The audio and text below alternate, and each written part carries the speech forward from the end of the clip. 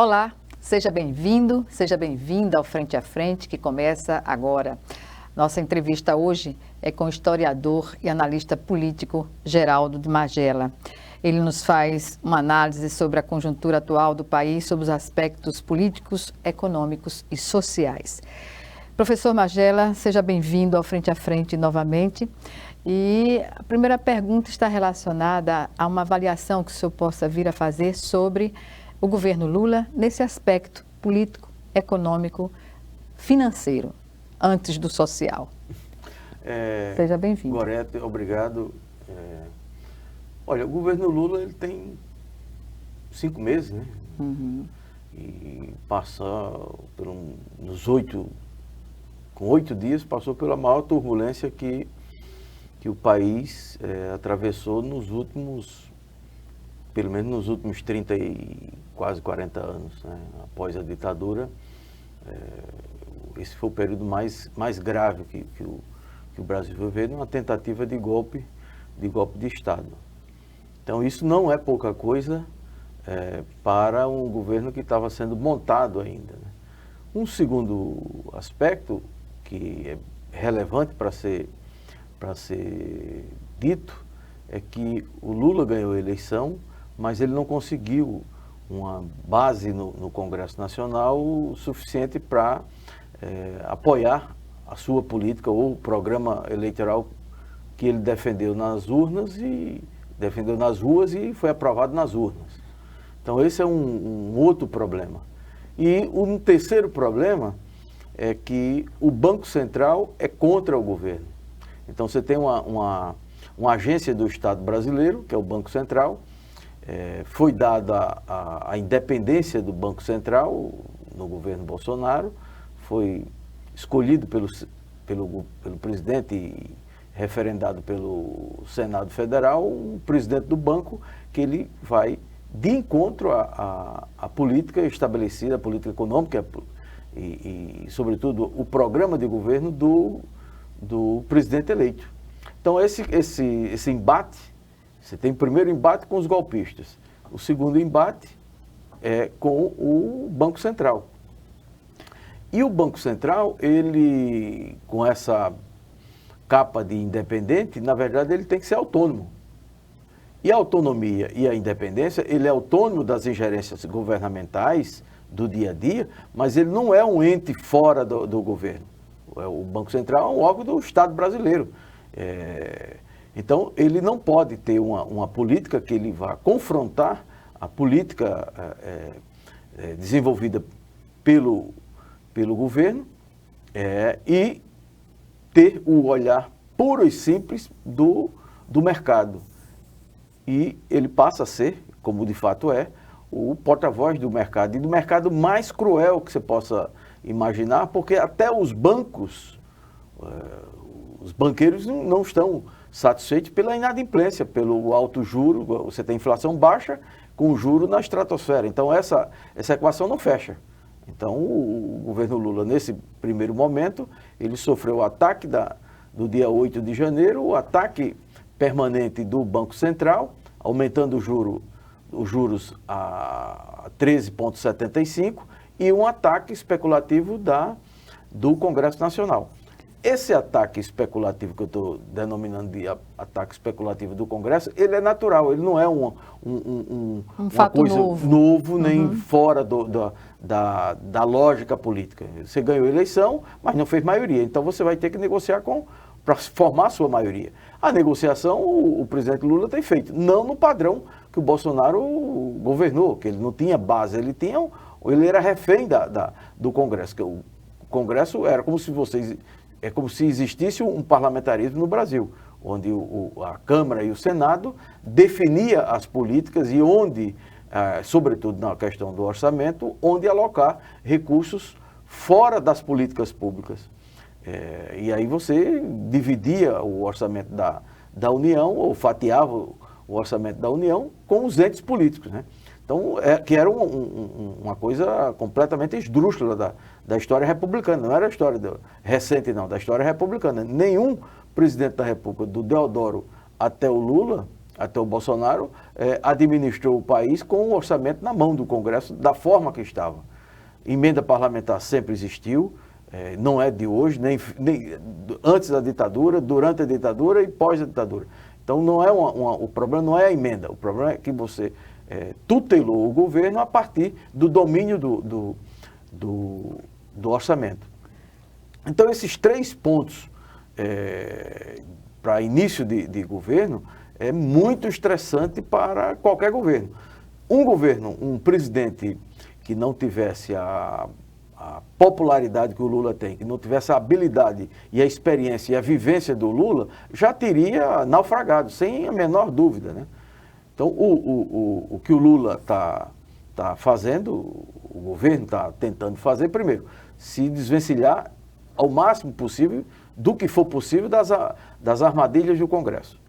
E negociar com o Congresso, formar a maioria, ter o compartilhamento, a entrega de parte do governo para a base parlamentar, o que não seria muito bom, mas no meu entendimento, mas é o mundo real, e tocar o barco. Esse barco que o Lula vai tocar e que ele está arrumando o barco para entrar mesmo em alto mar, será a partir de 2024, com um novo orçamento e com políticas públicas e com o Estado minimamente reestruturado. Porque à medida que você sai do desmonte que foi realizado no Estado brasileiro, com a venda de estatais a preço de banana, com os desmontes dos ministérios, todas essas ações deletérias contra o Estado e contra a sociedade brasileira, ela está sendo remontada. Um dado bem evidente. O Lula, aliás, foi o Fernando Henrique que criou essa maneira de contornar o conflito. O Ministério da Agricultura ficava com o agronegócio, com quem estava produzindo no sentido da exportação, das commodities. O Ministério do Desenvolvimento Agrário ficava com os movimentos sociais, a FETAG, CONTAG, os sindicatos. Tudo tem uma lógica, e a agricultura familiar, né? Tudo na lógica da agricultura familiar. O Lula intensificou isso, mantendo a mesma lógica. Tanto é que o Roberto Rodrigues, que é um homem do agronegócio, foi o ministro da agricultura do Lula. Depois, você colocou sempre gente do agronegócio, como o atual, o Fávero, é do agronegócio e está no Ministério da Agricultura. Remontar tudo isso, que o Ministério da Reforma Agrária do Desenvolvimento Agrário passou a ser uma secretaria naquele amontoado de ministério que se transformou no governo Bolsonaro. Então você não teve nenhum tipo de ação junto à agricultura familiar. E nós estamos falando da agricultura familiar, não estamos falando especificamente de MST, CPT, MTL, MLN, não sei. Estamos falando dos movimentos e da agricultura familiar, que é bem maior do que os movimentos. E da fome, que é um problema que tem que ser tratado... Antes da fome, do abastecimento. Porque exatamente. Quem abastece a casa a minha casa, a sua, de todo cidadão, é a agricultura familiar. Exatamente. Seja ela dos movimentos sociais, seja ela associada dos pequenos produtores. Em Alagoas, por exemplo, você deve ter aí, talvez, uns 20 e poucos mil assentados da reforma agrária, e tem aí 90 mil agricultores familiares que não são assentados da reforma agrária. Todo o minifúndio de Arapiraca é agricultura familiar. Em todos os municípios, ou com raras exceções, boa parte da agricultura desses municípios são da agricultura familiar. Então, se você não tem crédito, se você não tem tecnologia, se você não tem assistência técnica, como é que você vai desenvolver essa área, né? Então, para remontar isso, dá muito trabalho. Aí você vai remontar com um Congresso que agora aprova a Câmara Federal aprovou a CPI do MST. É a 5ª CPI contra o MST. Vai dar muito barulho, vai ter muita mídia, vai ter muito fake news, vai movimentar bastante. Mas eu não acredito que vá além disso aí. E não para os ruralistas, para a extrema-direita, não subestime que os crimes ocorridos no campo, no Brasil inteiro, eles virão para a mesa de discussão na CPI. Os fatos falam mais alto. Mais né? alto. O agronegócio bandido do ouro, do desmatamento, da mineração irregular e das mortes no Pará. Tudo que foi criminoso, não é? Toda essa economia criminosa, ela virá para a mesa da CPI. Então você não vai ter somente criar fake news contra o MST, contra os movimentos sociais. E pode perder a esperança que isso aí não vai ficar em branco, né? Sobre a tentativa de golpe, né, do 8 de janeiro, como o senhor avalia o papel do STF durante e após, neste momento? Olha, o STF ele foi o grande bastião da democracia brasileira. Ele claudicou durante a Operação Lava Jato, se criou ali um clima de fracionamento entre os ministros, que não poderia haver, mas aconteceu. Eles erraram bastante durante a Operação Lava Jato, mas tiveram tempo, felizmente, de se recompor. Porque a agressão ao Supremo Tribunal Federal foi de uma gravidade tamanha, não só pela aquela militância extremada, incentivada pelo Bolsonaro, por ele próprio. Então isso fez com que o STF se unisse e resistisse. E houve a resistência. Como o Lula rapidamente resistiu ao golpe a partir do trabalho desenvolvido pelo Ministério da Justiça, à frente o ministro Flávio Dino, que interviu rapidamente, então isso fez com que, e boa parte da mídia nacional, é bom se frisar, a mídia que apoiou a Operação Lava Jato, que apoiou o golpe da Dilma, etc., ela se recompôs naquele momento. Então, você juntou todas essas ações no sentido da defesa da democracia. Não era da defesa só do governo Lula, era da defesa da democracia. E quem simbolizava a democracia naquele momento mais duro, pelo menos que eu vivi nesses 62 anos que eu tenho, foi esse 8 de janeiro. Então, destruir o Senado, destruir a Câmara, destruir o Palácio do Planalto e destruir o STF foi uma coisa tão bárbara que só se poderia pensar nisso ou imaginar se acontecesse uma guerra civil, né? E a tentativa de golpe, ela encaminhava nessa direção. Para a gente fechar esse bloco, professor, em relação, o senhor falou aí na Lava Jato, e nós temos aqui agora um fato novo que foi a perda do mandato do Dallagnol. Como o senhor entende, porque por ser do Ministério Público, muita gente ainda tem dúvidas sobre se foi uma retaliação da Justiça ou do governo, está atribuindo, mas de fato ele infringiu a lei eleitoral.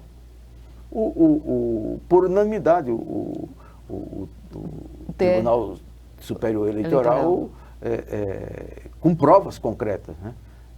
Então, são provas irrefutáveis. Você tem um ou outro advogado que defende uma determinada tese, mas ninguém disse que aqueles fatos ocorridos não foram fatos que justificavam a perda, não do mandato, a perda da cassação da candidatura. Da candidatura, exatamente. Como não podia concorrer porque não poderia a candidatura concorrer, estava exatamente. irregular. Então, o efeito ele é anterior à eleição. Né? Ele não era deputado quando praticou aqueles atos, né? E ele exatamente renunciou ao Ministério Público Federal para não cair na ficha limpa. Na ficha suja. Na ficha suja. Né? Então, eu acho que está acontecendo uma espécie de reviravolta em todos os atos arbitrários praticados pela Lava Jato. Evidentemente que o sujeito que foi pego com 80 milhões, com não sei quantos milhões na conta, seja no Brasil, na Suíça, em qualquer canto. Bom, se você não explicou que ganhou na loteria, que casou com uma mulher rica, que recebeu uma herança fantástica da sua avó ou do seu avô, então você é ladrão. Não tem conversa, não tem como explicar. E devolveram. Esses são condenados. Quem não tem como provar concretamente não ter essa figura jurídica que o Dallagnol criou. Ele tinha consciência, não, ele tinha ele usou uma expressão que você não tinha a prova, mas ele tinha Consigo lembrar também. Também é uma expressão que só existe na cabeça dele, né? Porque ele não encontrou nenhuma prova, então ele disse, bom, eu deduzo que o sujeito praticou o crime. Então, a dedução dele não vale como instrumento jurídico. Mas como naquele momento o Brasil vivia para condenar o PT, condenar a esquerda, condenar tudo, e também a serviço de empresas americanas, do Departamento de Defesa dos Estados Unidos, do Departamento de Justiça dos Estados Unidos, que era para quebrar as empresas brasileiras. Porque uma coisa é a Odebrecht cometeu corrupção, o diretor dela, então, bom, provou cadeia. Mas não pode quebrar a empresa. Penalizar a empresa, né? A Volkswagen, ela participou efetivamente com tecnologia nos campos de concentração da Alemanha nazista. A Volkswagen não foi punida, a direção sim, a Volkswagen não. Tanto é que continua poderosa até hoje.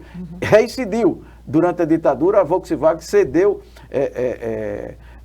ela permitiu, não é nem só permitir, ela encobriu que vários operários fossem torturados e ela mesma entregou esses operários para a ditadura militar no Brasil. Fez uma meia-culpa recentemente, mas ainda está devendo à sociedade brasileira e à própria Alemanha. Exatamente. Bem, vamos chamar agora o nosso primeiro intervalo e o Frente a Frente está de volta em 1 minuto. Até já.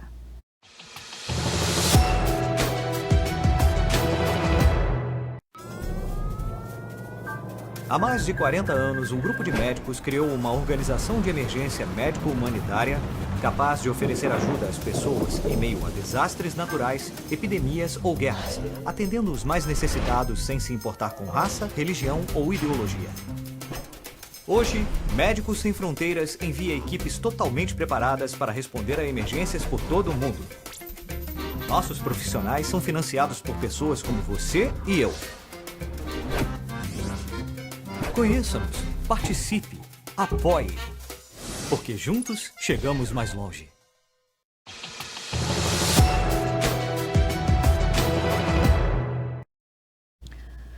Estamos de volta com o Frente a Frente, que hoje recebe o historiador e analista político Geraldo de Magela. Ele nos fala aqui, faz uma análise sobre a conjuntura atual do país, sobre os aspectos políticos, econômicos e sociais. E aí eu trago para o âmbito de Alagoas, que recentemente recebeu a equipe do governo federal para participar do plano plurianual online, que possibilita à sociedade como um todo participar, opinar sobre os investimentos a serem feitos em todas as áreas de atuação do poder público. Na sua avaliação, isso o que representa no sentido de reestruturar, como o senhor falou no início da entrevista, não é, o Estado brasileiro? Não, é um passo importante, porque o PT, antes o telespectador, a palavra que eu esqueci, tinha convicção. O Dallagnol não tinha prova, ele tinha convicção. E vale a convicção. E a convicção se sobrepôs às provas, né? Quanto à questão do orçamento, o PT realmente, essa tecnologia social, o PT é o detentor é o autor dessa ideia. Isso começou lá na prefeitura de Porto Alegre com o orçamento participativo. Depois isso se expandiu para vários estados e prefeituras importantes do Brasil. Capitais, cidades de porte médio e cidades pequenas. Aqui em Maceió também, no governo da prefeita Cátia Borne, houve um trabalho nesse sentido do orçamento participativo, que é a maneira mais democrática que nós temos no mundo moderno que nós nos encontramos, é das pessoas participarem. Como você não pode levar milhares e milhões de pessoas para as ruas para discutir o orçamento, mas você tem plataformas com que você pode interagir com o Estado, o governo pode interagir com o cidadão e o cidadão interagir com o governo a partir das suas propostas, das suas ideias. Nas suas necessidades. Nas suas necessidades básicas. Né? E aí você constrói um orçamento com muito mais assertividade, né? Com muito mais participação da população, aliás, com participação da população, que terá o referendo do próprio Congresso Nacional, mas você já leva aquela ideia, não é de um técnico ou de um conjunto de técnicos, ela nasce lá embaixo, como aconteceu aqui no Centro de Convenções, depois foi em Delmiro Gouveia, de forma presencial, mas continua na plataforma do governo federal a discussão do plano plurianual, que é o pensamento mais avançado de se discutir efetivamente os problemas, ou o encaminhamento dos problemas, a identificação e o encaminhamento dos problemas a partir dessa discussão que vai incidir no orçamento da União. Pois é, como o senhor vê, por exemplo, nesse contexto das políticas sociais, né, o Congresso não permitir a desvinculação do Bolsa Família, por exemplo, né, do teto de gastos do governo? O que a gente no início falou, você ganhou a eleição para presidente da República, mas você não tem maioria, uma maioria que tenha nascido da eleição desse programa. Uhum. Então, essa negociação está sendo, acho que parágrafo a parágrafo do arcabouço, que se chamou aí do arcabouço fiscal. Com o ministro Haddad, com o Lula, com o Arthur Lira, com os outros deputados, com o próprio, e sobretudo com o relator do projeto. E a população tem alcance para saber discernir sobre o fato de ser o Congresso e não o governo digamos assim, a boicotar essa... A comunicação hoje rapidamente diz quem é o dono da bola. E as fake news nesse processo? Bom, também. É uma guerra, né? É uma guerra, né? Mas fica muito mais evidente que eu tendo a acreditar que não chega a esse ponto, porque o programa Bolsa Família, ele é o principal programa do governo Lula.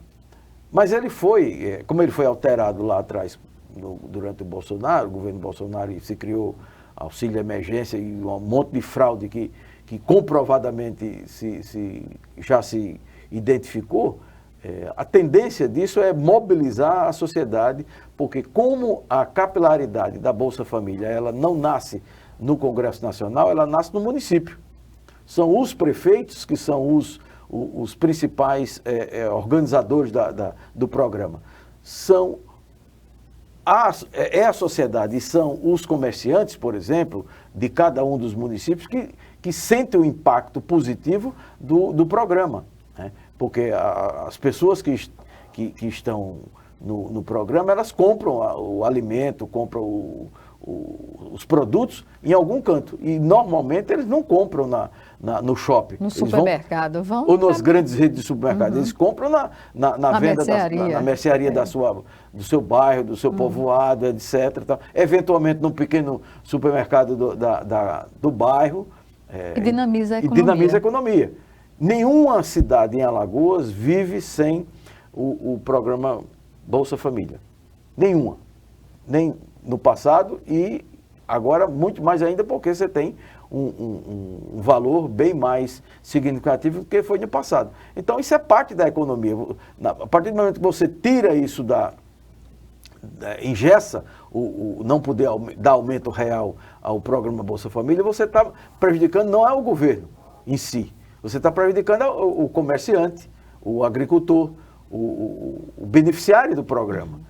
E os beneficiários do programa, além das famílias, são os comerciantes, é a economia local. Então esse não é um programa de gente somente generosa, é um programa econômico também. É um programa que salva os municípios, os que estão na situação de vulnerabilidade e o comércio que, sem esse recurso, ele passa a ter... Não sobrevive. Não sobrevive. Também, né? Não sobrevive. Então é uma operação que ela, antes de ser política nesse sentido, ela tem que ser pensada também como base da economia, né? Pois é, como base da economia, a taxação de juros tem tudo a ver com o sucesso ou não da economia, né? Porque mesmo as pessoas que dependem do Bolsa Família são... As primeiras a sofrerem, né? Exatamente, com os juros altos. E... É possível que o governo consiga, nessa correlação de forças, mudar essa realidade, na sua opinião?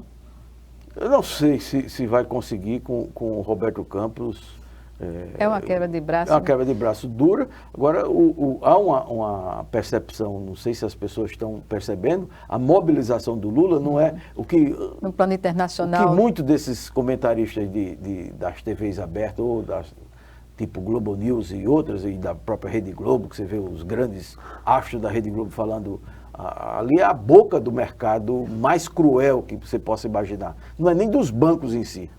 É da boca mais cruel dos rentistas, ou seja, da Bolsa de Valores.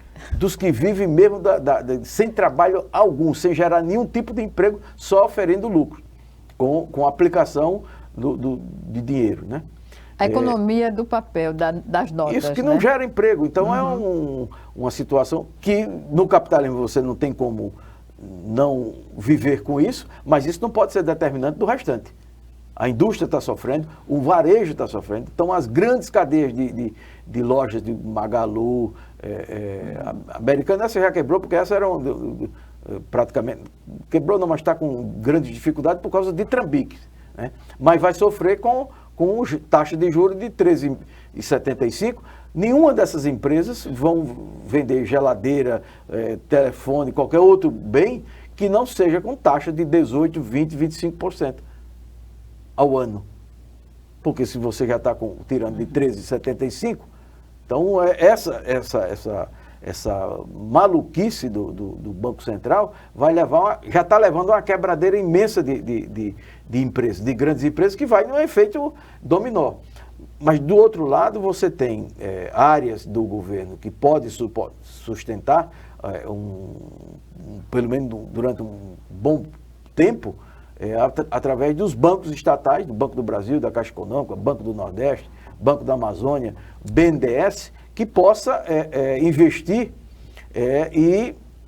e segurar parte dessa área da economia que gera emprego e riqueza, né, para o país, com juros mais baixos, com juros subsidiados. E aí a gente pode ir para o desafio e mobilizar a sociedade e, sobretudo, os que já estão perdendo de imediato, que são as grandes cadeias, contra o Banco Central. Isso o Lula tem sinalizado muitíssimo bem. No plano internacional, os países estão abrindo as portas, né, novamente para o Brasil, e nesse sentido, de que forma o senhor acredita que a visita que o presidente Lula faz aos países possa render, digamos assim, mais investimentos em oportunidades de instalação do mercado, eu digo do mercado produtivo aqui no Brasil? Olha, o Lula foi para os Estados Unidos, ninguém sabe exatamente qual foi a agenda dele com o Biden, mas tem uma agenda pública que é divulgada tanto pelos Estados Unidos quanto pelo Brasil, de alguns acordos, mas com a China, quando vai à China, ele já traz de proposta de acordo de 50 bilhões de investimento chinês no Brasil, com transferência de tecnologia, que é uma das coisas mais importantes que o Brasil pode barganhar nesse momento, é a transferência de tecnologia, para nós criarmos um ambiente tecnológico e de desenvolvimento que possa, no médio e no longo prazo, enfrentar a concorrência das grandes potências. Se fortalecer nos BRICS também, né? Exatamente. Essa relação do Lula com o mundo é uma relação que nunca um presidente da República no Brasil teve essa relação com o mundo. Nunca. Agora, no Brasil, nós sofremos um complexo, que é o complexo de vira-lata que o Nelson Rodrigues dizia no passado sobre o futebol, que a seleção brasileira ela era melhor do que as seleções europeias, por exemplo, mas o Brasil se sentia inferior, que era um complexo de vira-lata, ou seja, um cachorro que qualquer pulo que vem na frente, ele já recua. O Brasil o Lula não é essa figura que a direita, que a extrema-direita quer atribuir. O Lula é recebido por todos os presidentes, por todos. Isso não significa que ele é amigo de infância do Biden, não. São relações... Só não é bem recebido pela elite nacional, não é contraditório isso? É uma coisa maluca, mas é o complexo de vira-lata, né? Então, o Brasil vai para o Japão e o primeiro-ministro japonês já sinaliza com 1 bilhão de reais, ou de dólares, não sei exatamente, não recordo, para investimento na Amazônia. Aí você cria também um setor de nacionalista, de ultranacionalista brasileiro, que acha que os Estados Unidos, a Europa, o Japão vão tomar conta da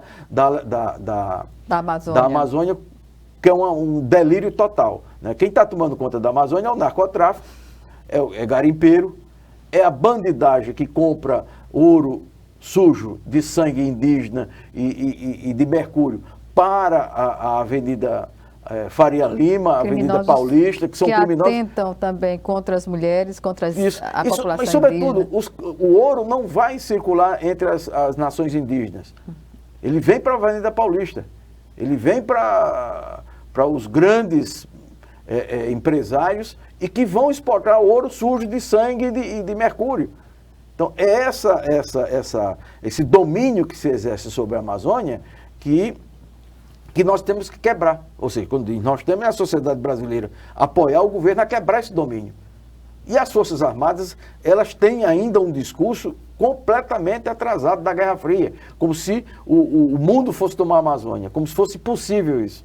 O mundo está tomando a Amazônia, como tomou durante uma boa parte na ditadura, foi a Shell montando a Volkswagen, desmatando o Rockefeller, aquele Ludwig que trouxe uma fábrica de celulose do Japão pelo mar e instalou no projeto Jari e deixou lá detonado. Isso aí é que é o domínio. A soberania da Amazônia, ela tem que ser exercida pelo governo brasileiro, pelo Brasil. Uhum. E as tratativas de exploração da Amazônia, elas têm que estar dentro de uma lógica de preservação da floresta, de extração da riqueza melhor possível, sem danificar a floresta. O que vale da Amazônia é a floresta em pé, não é gado na Amazônia.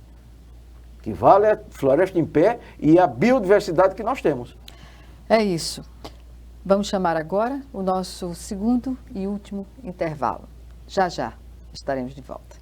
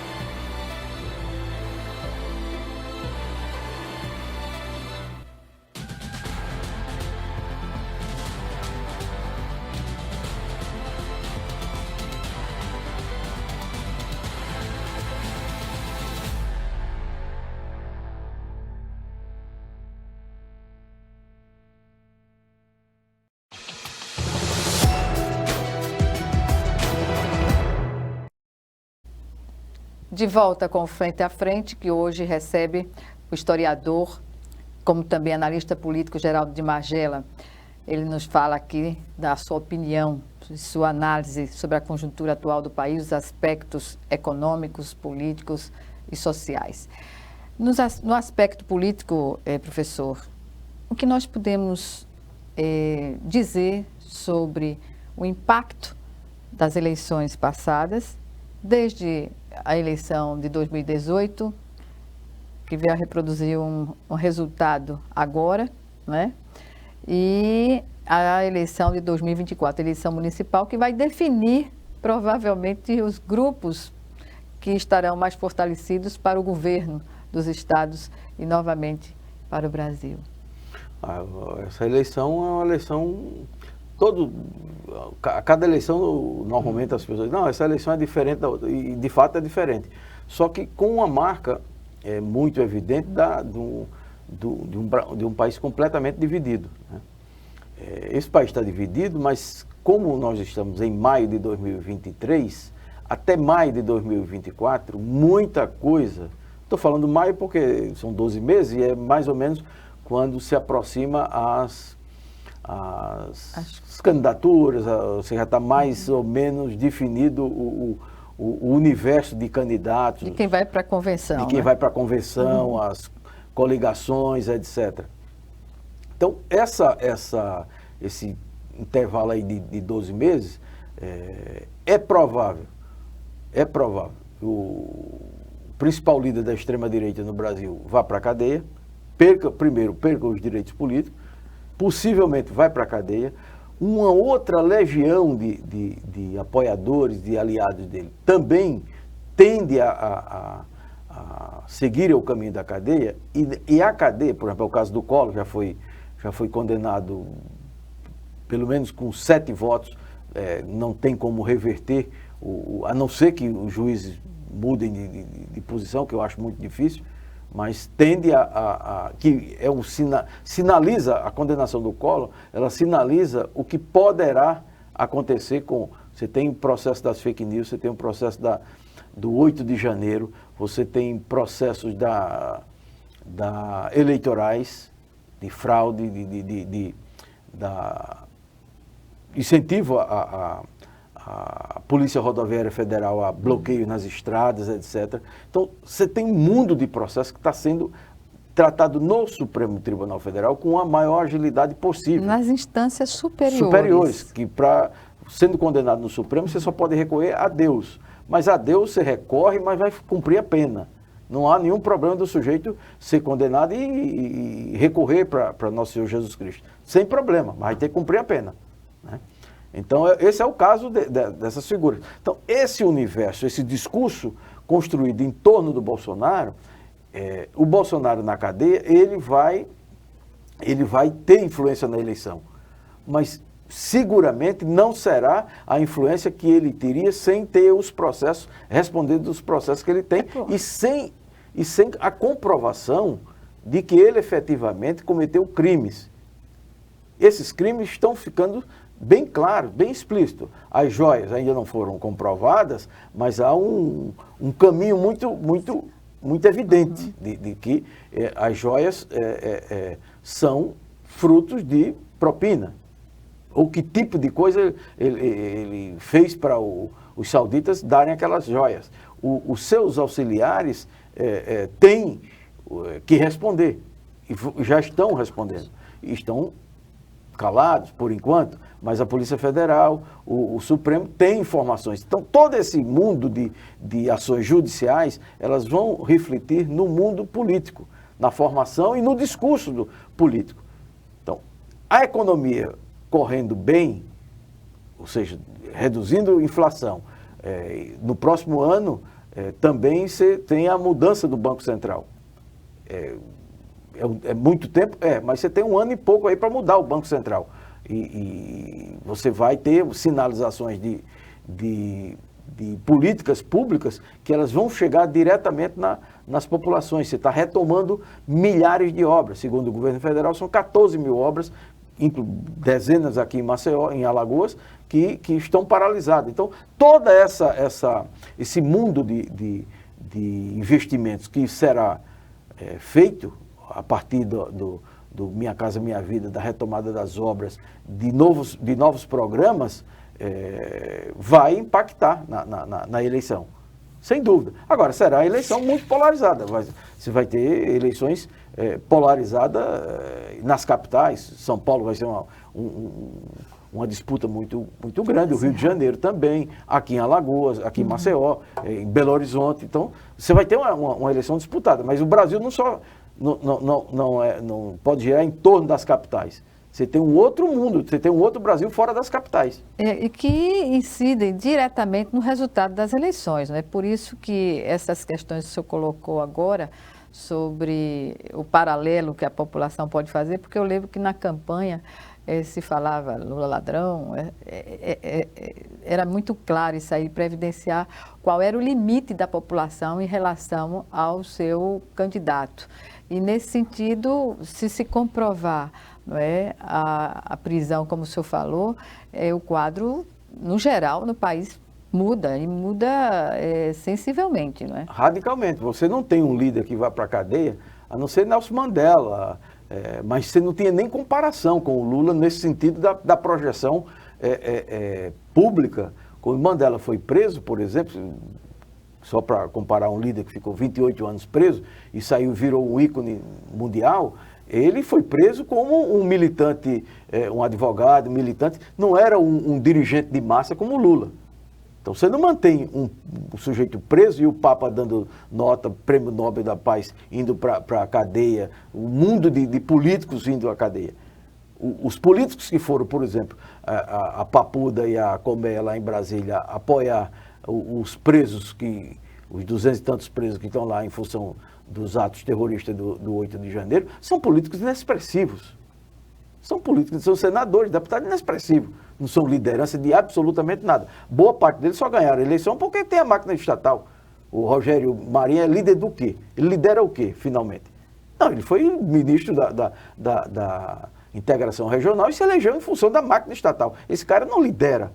O Bolsonaro é o líder da extrema-direita. Ele efetivamente é um líder da extrema-direita. Eu quero saber como ele se comporta na cadeia. O estado psicológico dele na cadeia para dirigir. Agora, sem fake news, sem a máquina que ele montou. E eu quero saber se o PL vai investir nisso.